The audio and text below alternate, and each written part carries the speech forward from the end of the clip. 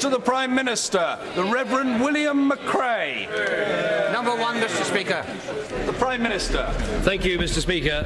Mr. Speaker, this morning I had meetings with ministerial colleagues and others, and in addition to my duties in this House, I shall have further such meetings later today. Reverend William McCrea. My constituent, Constable Philippa Reynolds, is being buried this afternoon, having been killed on duty with the PSNI in Londonderry.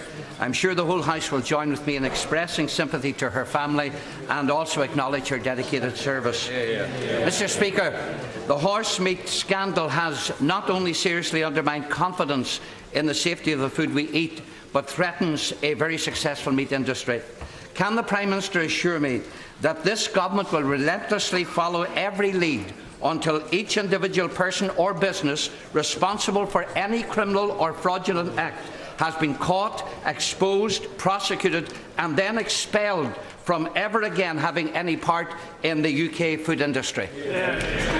Well, I fully support what the honourable gentleman has said, but first of all, let me just join him in praising Constable Reynolds. She died going about her job, keeping people safe in the community that she loved, as well as wishing the two other injured officers a full and quick recovery. I would join him in sending my deepest condolences, and those of everyone in this House, to Constable Reynolds' colleagues and her loved ones.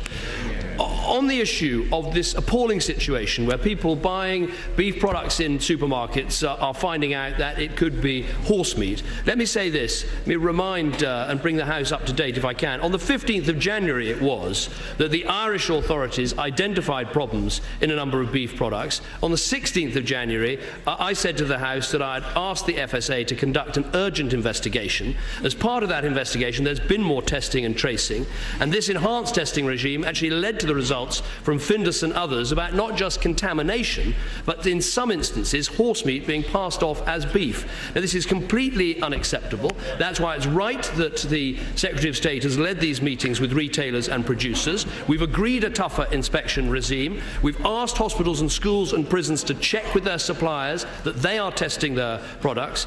As he knows, and as the House knows, yesterday the police and the FSA raided two premises, one in West Yorkshire, the other in West Wales. And as he says, if there has been criminal activity, there should be the full intervention of the law. And let me just say this. We've also asked for meaningful tests from retailers and producers, and those will be published in full. But he's right to say what he does. Rory Stewart.